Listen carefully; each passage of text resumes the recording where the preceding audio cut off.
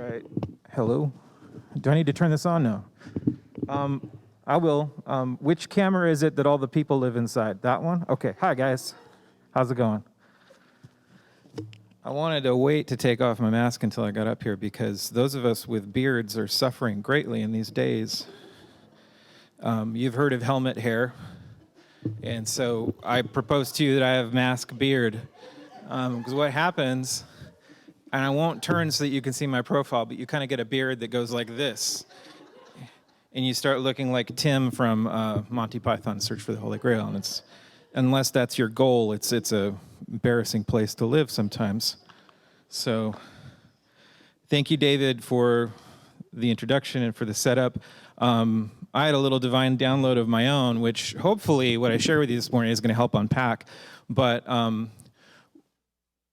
I'd like to invite you to put on a pair of glasses, which also are really annoying to wear when you have a mask on because they steam up, and I think a lot more of us, at least maybe those on the female side of the species, might understand this is more of a hardship than the beard thing, but wearing glasses and a mask is a pain. But if you could take this pair of glasses and put it on with me this morning, I want to propose this as a way to look at the idea of liberation or freedom as interchangeable terms. Freedom or liberation, let's not look at it as a goal, but let's look at it as a state. And that might sound, sure, no, like let's really let that, the idea of anytime we start objectifying freedom or start objectifying liberation as something I'm trying to get to, let's remember that right now we're going to think of liberation as a state of being. And we're also talking about fear, right? So maybe fear is a good way to illustrate that. Fear is fear a state or is it a destination? I mean, do I go out there and going, I'm going to be afraid, I'm going to be afraid, oh no, I'm going to be afraid. No, fear is a state. Fear is something that we're in when we're experiencing it. So let's think of being free or liberation as a state of liberation as I attempt to share with you what's on my heart to share with you today. Let's see. I'm going to keep my phone up here so I can be aware of the time as well. So I realized that quarantine, of course, has been incredibly serious and very difficult. It's been far more difficult for many, many people out there than it has been for me. And I need to remember that every day. Not that it hasn't been hard for me and my family, but there are people that are affected far more adversely. And so I think as we come into a year where hopefully this is going to be a year of reunions, this is going to be a year of eventually being able to at least put some of the state that we're living in right now behind us, it's good to remember maybe some things that we can say goodbye to about quarantine, but maybe perhaps some things that we'll miss. I certainly have loved being around my kids a lot more during the day. I've been working at home for a year. It's like being in a ship at sea. I don't leave the ship. Maybe it's more like being in a submarine, and I'm just there, we're there, and that's hard, but it also does mean that like when I take a 15-minute break, I get to go downstairs and see my children. And that's really nice. I haven't had that on the job before, so to speak. There's some other really cool things about quarantine, like you have no idea what I look like below this point. I have colleagues that have been hired during quarantine at my job. They don't know if I'm a centaur. They don't know. All they see is like from here up. I had to drop off something to a work colleague a couple weeks ago, and we had never met in person. We finally saw each other, and we like saw the rest of each other. And to my shock, he's about this much taller than me.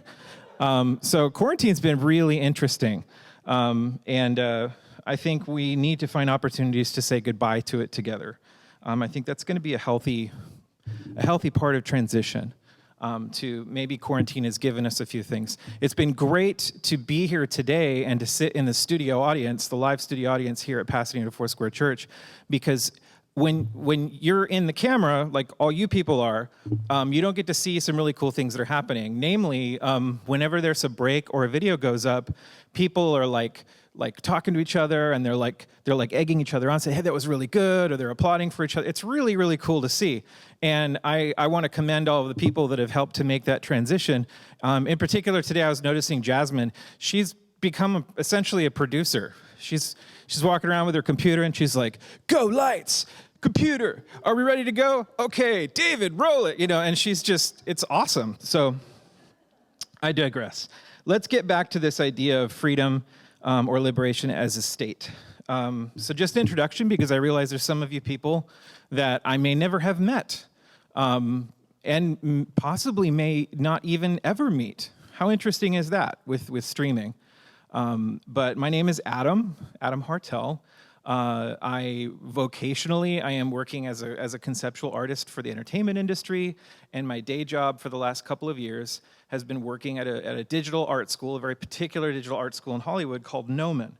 And my job essentially is I get to be an evangelist, and I spend a lot of time with high school students, community college students. Lately I've been spending a lot of time Twitch streaming to that audience, and a big part of my job is really, I get to show up and talk to a room full of people, believing that there might be a few people in that room who are dreaming about the possibility of being a vocational artist working in the entertainment industry, maybe being an artist that gets to help create video games or help create, some amazing films like we see coming out of the Marvel franchise or the DC franchise. So I get to be in a room with people like that, and I get to present something which is really fun because I don't have to sell what we do at Gnomon. I just get to say, hey, someone has made a way.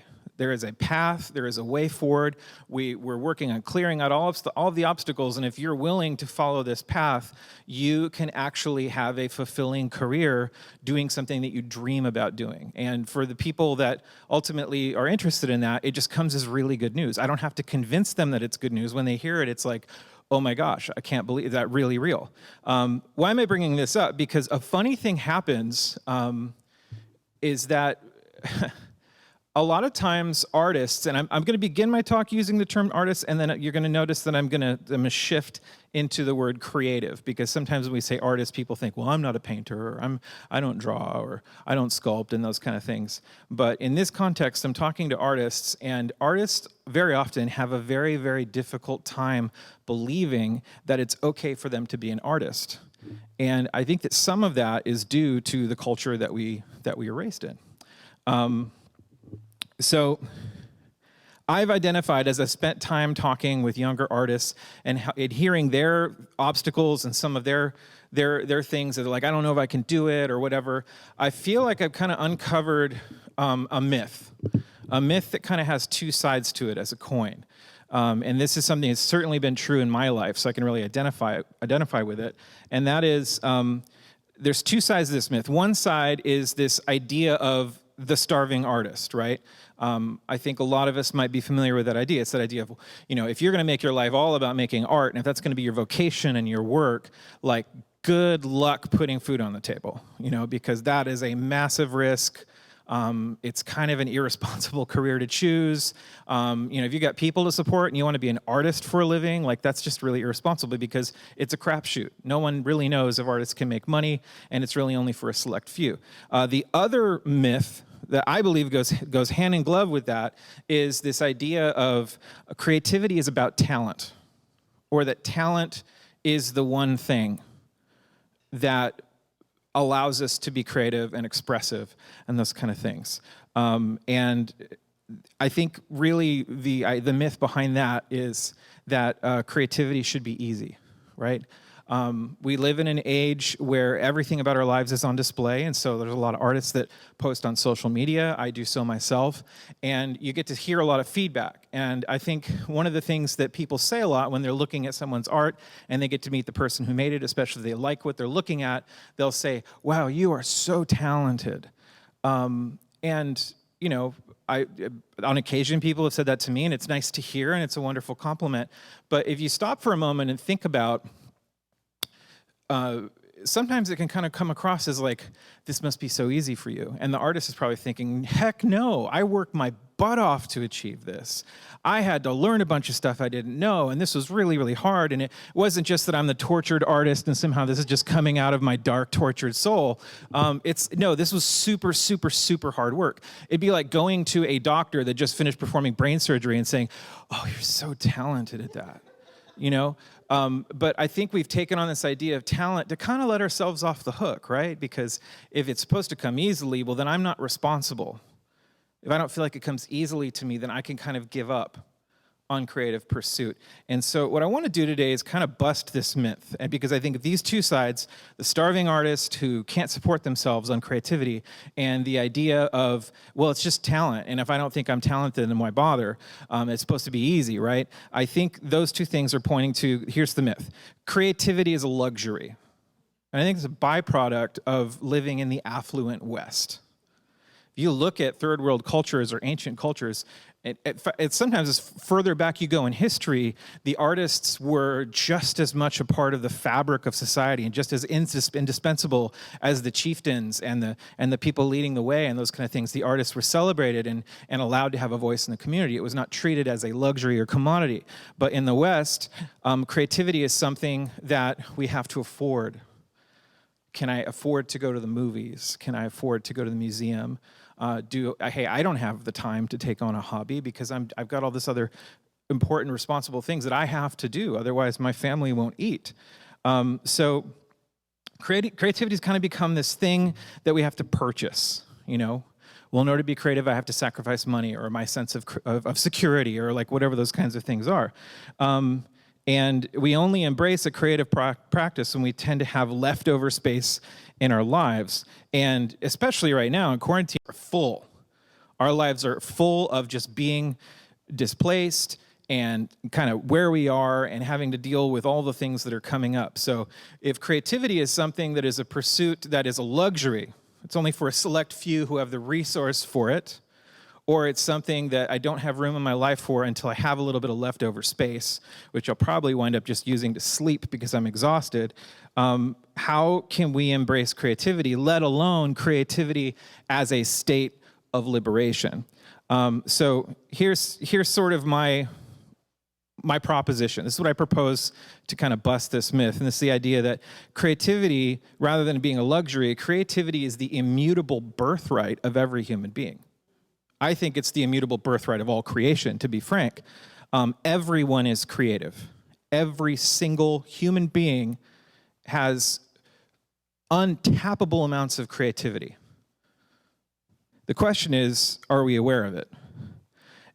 This creativity is meant to experience, we're meant to experience liberation and growth as human beings. We're meant to experience justice and societal evolution, all those kind of things, through creativity.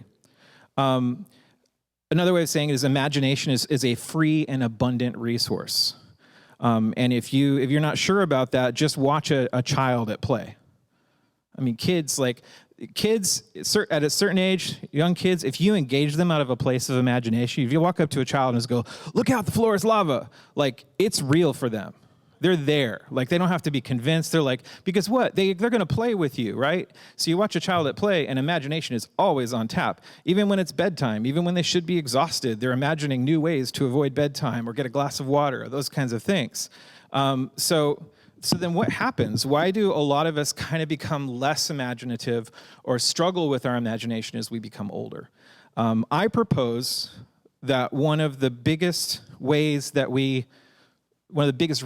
that we tend to kind of, in a way, almost grow out of our imagination is because of all the ways that we learn to cope with the wounds and pain that we experience as we get older. Life is challenging. Life is not pie in the sky. It's not easy. Creativity is not easy. We'll get to that. But as we get older, we go through things, and we start to learn to cope. So we become increasingly aware that the world is a scary place. I think some of our earliest thoughts and wounds and things that we experience, pain, if we can remember back being a child, has to do with like coming into the very harsh realization that this is dangerous. Being alive is a dangerous thing, and things can surprise you. So we start to learn to control what we can in order to avoid pain. And we become more and more afraid that we'll not be able to control. So what do? We try even harder to control, right? And so we develop all the little things that we do and all our little idiosyncrasies and narratives that we write for ourselves that help us to feel like at least I have something in my life that I can have control over. Why? Because if I don't, I'll get hurt, right? So I believe that if there is an antimatter or like a kryptonite to creativity or imagination, this anti-creativity is fear. You could substitute the word anxiety there, depending on what you identify with more. Why would I say that? I think that anxiety is essentially creativity that's been hijacked by fear. Anxiety is like your imagination got pulled over the side of the road. Fear stepped in and said, "Get out of here! I'm taking over, and I'm going to run this show." Why would I say this? I think about when you're really at your most anxious, right? Anxiety is incredibly imaginative. Anxiety is all about experiencing scenarios and narratives that we invent and we imagine in our mind, and they feel very real, and so therefore we do things to try to avoid these things that haven't happened yet, right? And I know that this might be an oversimplification. I'm not a psychologist, but I'm just sharing you with what I've learned about these things. So we invent these scenarios and narratives in our minds that are not real. They're things that have not yet come to pass. And our anxiety makes them so real that we behave as though they are real. So we make believe, right? We're imagining. We're just not in charge of our imagination. Fear is, right? And it's using that creative resource to generate all manner of things. So in some case, this can become so strong that we actually manifest the imaginary reality that we're trying to avoid. And we call this self-sabotage. I believe it's probably happened to every single one of us. That there's something we're so fearful of or so like trying to manage things against that might happen, that has not yet happened. That what happens is we actually set the stage for it to happen. So think about that. In a lot of ways, we're talking about the imagination manifesting something, making it real. So I'd like to propose that we don't lose our imagination or creativity. We don't become less imaginative as people. We don't become less creative. Our imagination and creativity just gets enslaved to fear. And it continues to work overtime in the background of our lives. Creativity isn't something that we lose and need to somehow buy back as a commodity, which I think the West tries to teach us. Well, if you had this, you'd feel more creative or fulfilled, or you'd experience joy, or whatever those kind of things. Buy your way into freedom, as it were. But really, creativity is still there in a very potent way. It's just been enslaved by fear, or our fearful tendencies, because the world's a dangerous place, and we're trying to cope, and we're trying to figure out ways to deal with it. And so that core motivation starts to find imagination and goes, wow, this is an inexhaustible resource, and I can fuel my preventative measures in life and all the things that I do to try to avoid pain with this amazingly potent resource. So why am I saying it this way? Why am I talking about these things? I'm speaking from my own personal experience. So I want to share with you just very briefly sort of my story of creative recovery, which is not finished. The credits haven't rolled. It's still going on. But thinking back to 2016, about a year in from my family moving back from overseas. We lived overseas for 13 years, and we were sort of kind of like, coming out of quarantine and thinking, what's it going to be like? And it's not the way that it was. It's something new, yet it's familiar, and all that kind of stuff. I have friends that are really anxious about coming out of quarantine because they realize that they've become used to not being around a lot of people, and there may be introverts to begin with, and that's going to be a hard adjustment, even though at the same time they long to be with people. So anyway, 2016 was probably the darkest year of my life to date. I was crashing really hard. I was hitting rock bottom because of what I know now as a prolonged living with chronic anxiety and depression, although I wasn't aware of it. And the coping mechanisms that I generated in my life to be able to deal with life up to that point suddenly weren't working anymore. They weren't achieving what I had developed them in order to achieve. Things were starting to break down. So I just thought that this was how everyone experienced life, right? Especially when you're living that way your whole life, you don't know any different. And so you don't know what's going on. You start to doubt yourself. Maybe I'm defective. Maybe I can't cope with life. Maybe I don't have what it takes. And then suddenly everybody else's life seems so much better than yours. Well, what's wrong with me? Why do they seem to be this way? And why am I living life in the way that I am? So when I finally started seeking help, there were a couple of really transformative things that happened to me, that came into my life.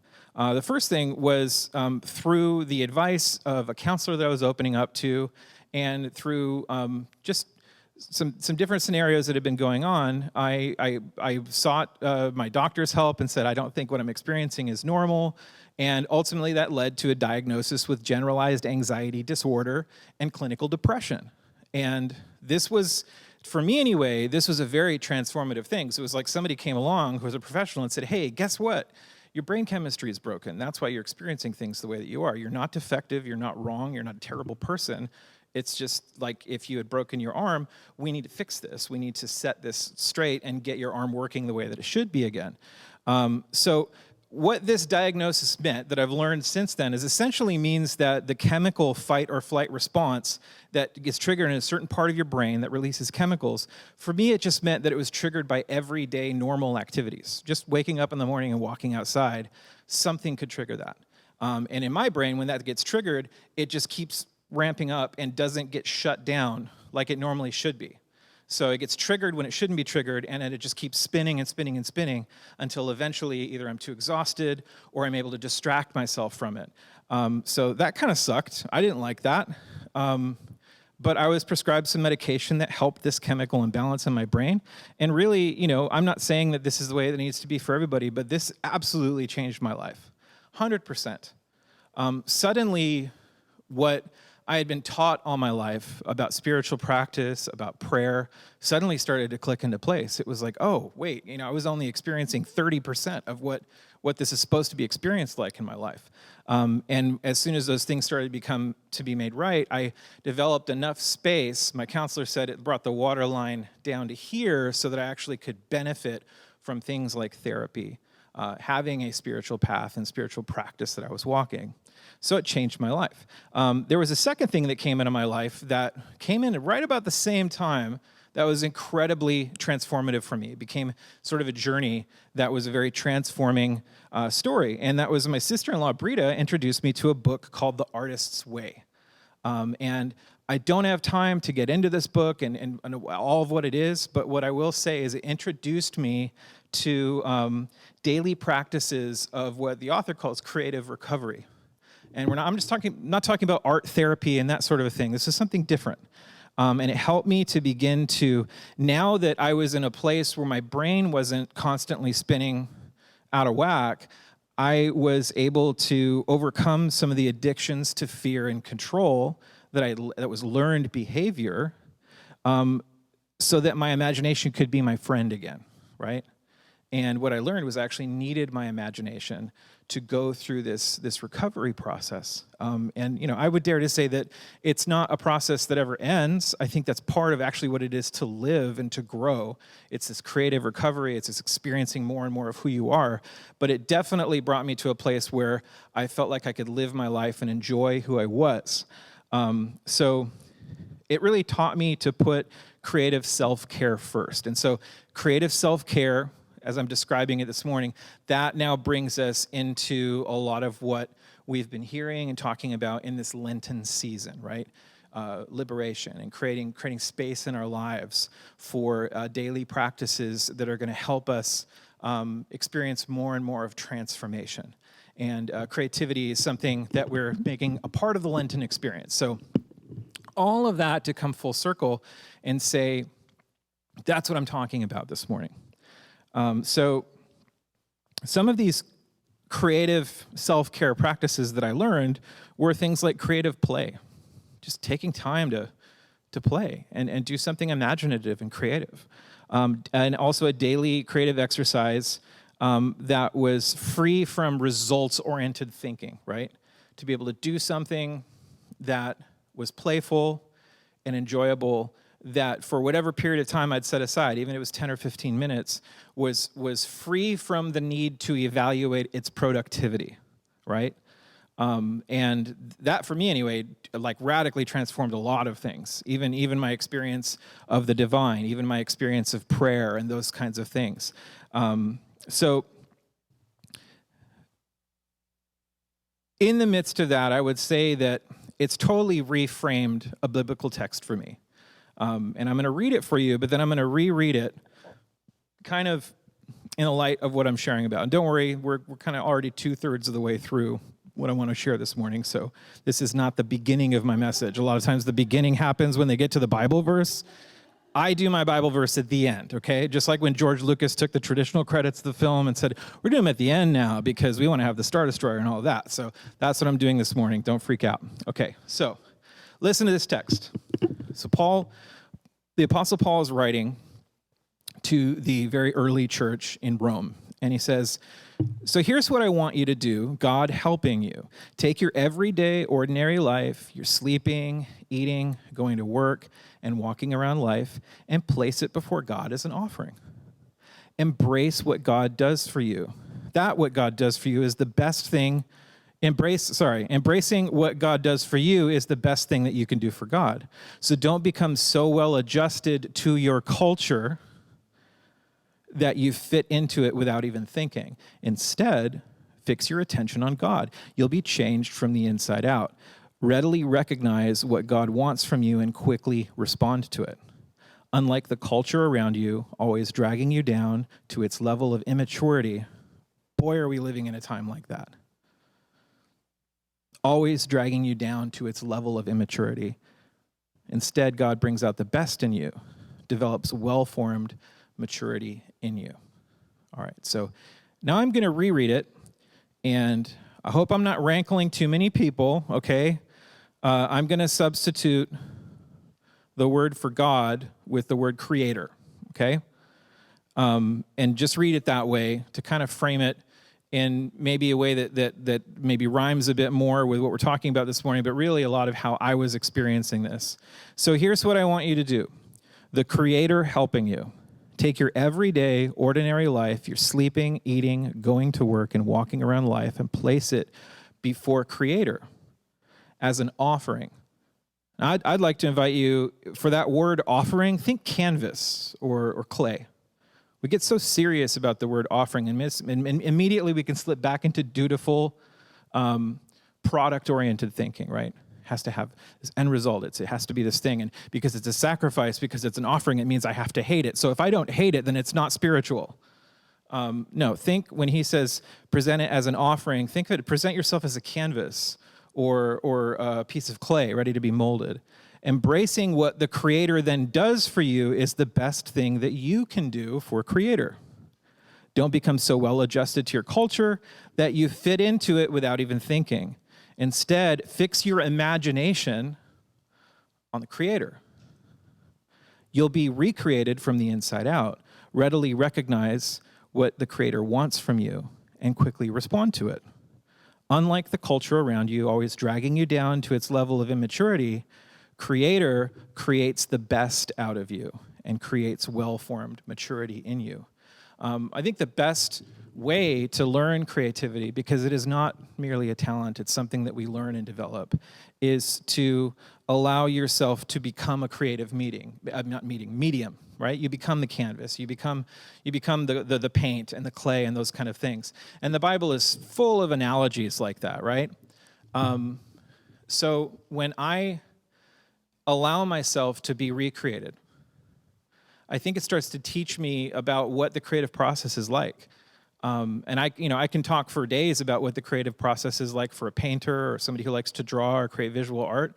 But I would dare say that there's nuances that are going to be different for someone who loves to write or loves to garden or finds creativity in numbers and pattern recognition and finding unique solutions in those kinds of scenarios. There's all different kinds of creativity. All right. So what did what I just described look like for me? And just kind of finishing up, how did this creative practice or this kind of recreation of my life through imagination and kind of befriending my 7-year-old self again, how did that work? So here's just some practical recommendations that I want to share out of the overflow of these. These are things that I learned to do in this time that I was talking about. So number one, first of all, before I even get into these two things, I want to say as a disclaimer up front or as a kind of overarching statement, if you're in a state where you are totally overwhelmed right now, that you're like, I can't even think about this stuff because of crippling anxiety or depression or whatever state of overwhelm you're experiencing. Number one, seek help and trust the people who love you. You will get nothing out of trying to pursue some sort of a evolutionary practice or something that's going to help you grow on your own if you're in that kind of a state right now. So reach out, get help. Just like for me, it was like all these things that were supposed to be working for me didn't really seem to be working, or they're only working to a point. And that's because someone who loved me told me, your water line's up here, you're drowning. We need to at least get it down here before you can start to benefit from all these other things you're trying to do. So number one, do be willing to open up and get help. So kind of the two things that I learned and that I want to sort of pass along, not as an authority on the subject, but just as a friend who's saying, hey, this really helped me, is number one, don't be afraid of your fear or really any of your feelings. Don't be afraid of them. So what I learned to do as kind of the beginning of this creative practice, and it's funny because I'm not really a writer. I like to make images, but I started journaling. And I think so much of our journaling sometimes can be about almost like we imagine it to be a social media post. Like, by the time they're finished reading this, they're going to know that I'm amazing. When we journal, we're always looking for a byproduct or something for it to end on. I'd be like, and it's like if you grew up at the time that I grew up on, Doogie Howser, right? The end of every Doogie Howser episode, he's typing on his word processor because he's so techie and smart. And he's like, what I learned in the past half an hour today was that life can be solved through, that's not what journaling is. That's like keeping an inventory of the person that you wish you were. And that's really frustrating.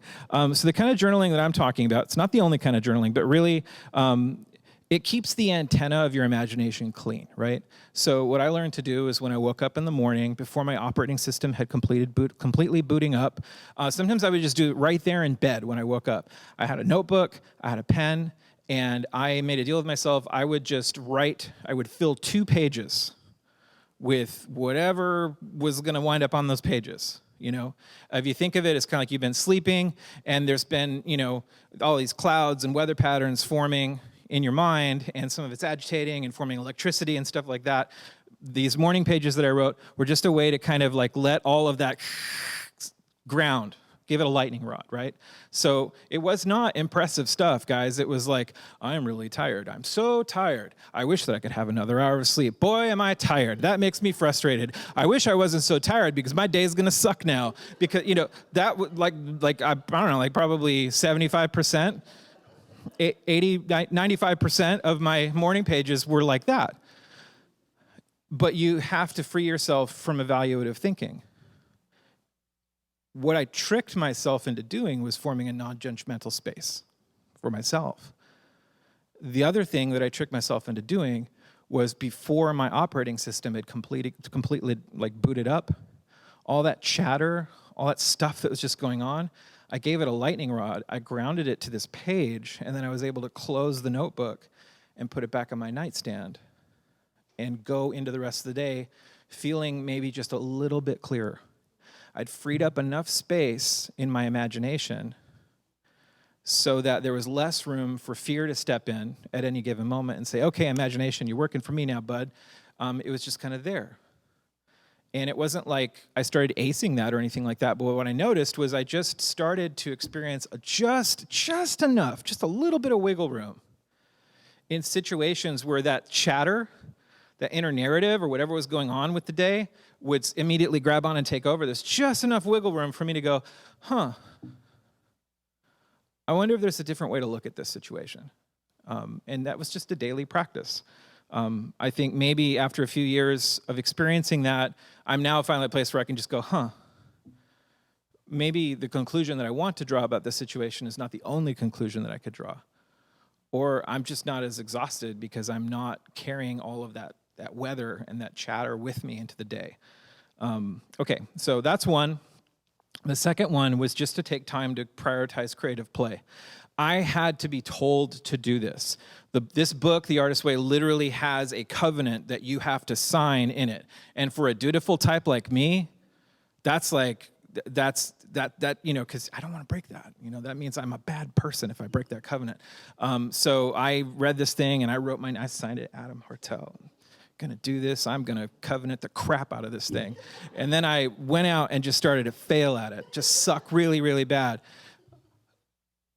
I didn't realize it until now, but like the whole first, 75% of the scriptures is all about a bunch of people who made a covenant with God and then just kept breaking it over and over and over again until somebody came along and said, hey, maybe it's not about doing it perfectly, guys. So that was a little bit of what that journey was like for me. So making space for creative play first looked like taking my 7-year-old self out on a date once a week. I'd set aside a specific amount of time. It was very sacred time. I could not bring anybody with me. I could not overanalyze it, and I had to go with whatever my gut was saying for the day. So it would look something like this. I'm on my day off.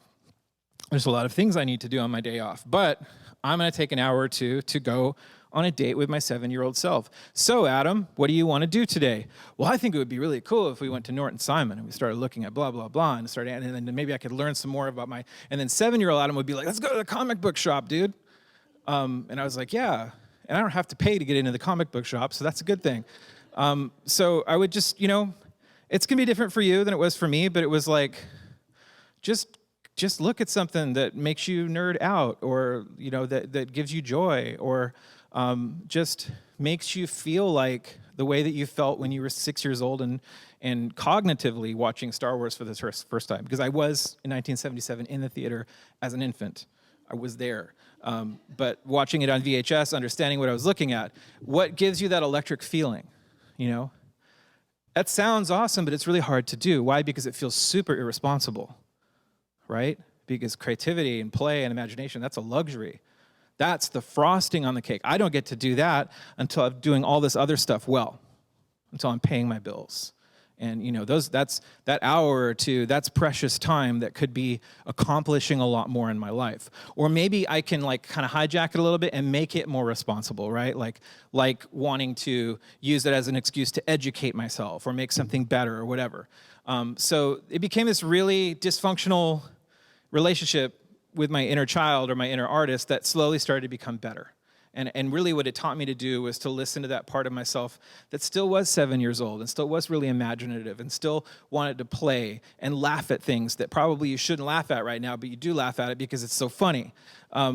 Being a kid again, right? There's a reason why so much of therapy you hear about a journey like that, right?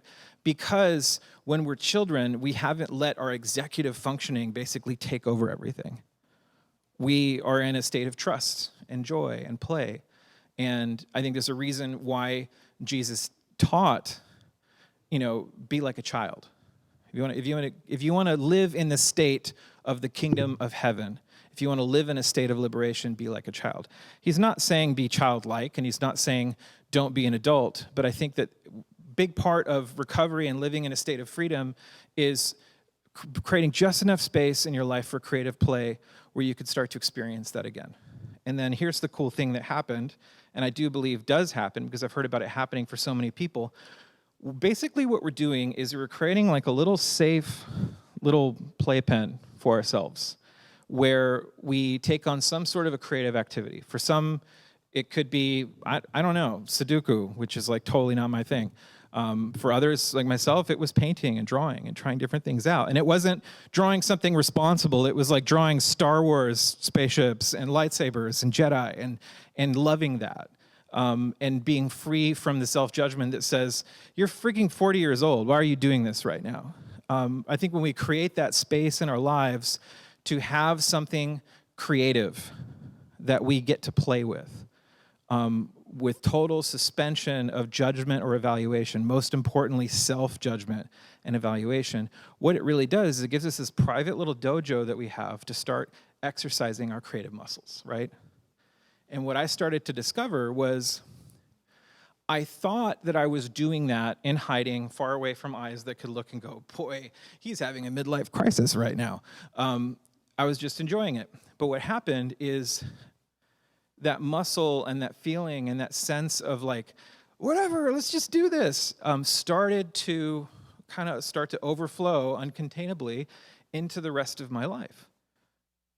And I started experiencing receiving a bill in the mail or really bad news about your taxes or, whatever it is, the stress of life, the things that come up, an argument with my spouse, when my children, who are always perfect angels, were misbehaving, like whatever was going on, there was that little bit of extra space that was kind of like, well, how can we play with this? How can, maybe it's not as bad as you think it is. Or maybe that creative process that you're learning can somehow come in and participate with this. And you can kind of recreate and not let fear manifest its reality for you. So that's it. That's my story.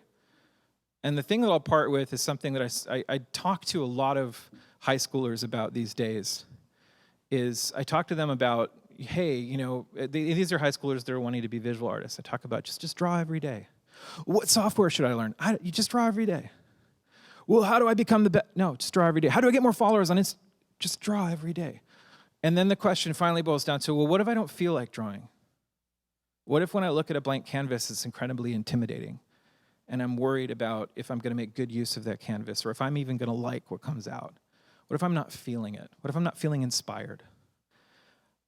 I believe, this is my opinion, that inspiration and creativity are not mutually exclusively together.